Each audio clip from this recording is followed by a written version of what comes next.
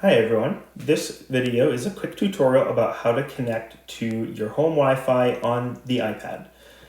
So while the iPads are at school, they're going to connect automatically to our networks, but it's not possible for us to configure everyone's home network, so you have to do that while you're at home. And thankfully, it's pretty easy and quick to do.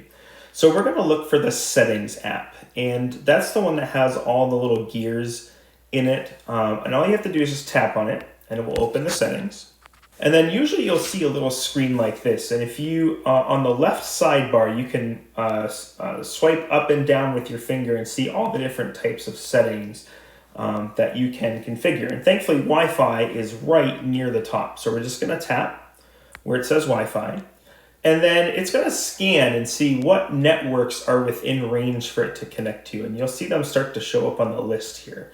So once you find the network that you're looking for, the name of the network, you're just going to tap on it. And then you'll see a little password box show up, and you just type in your password.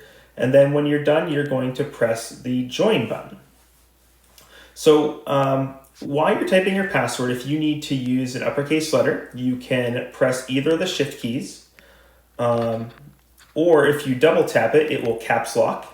And then you can just tap again to uncaps lock. And then where it has the period question 1, 2, 3, you can tap on that, and then you'll see the number bar at the top as well as some different symbols. And then if you press pound, plus, and equals, you'll see more options that you can use. So when you're done typing in the password for the Wi-Fi and you are connected, you'll see a little symbol, a Wi-Fi symbol. Some people say it looks like a tornado. But you'll see that in the top right corner of the screen, right near where the battery percentage is. And that's it. You'll be connected to Wi-Fi.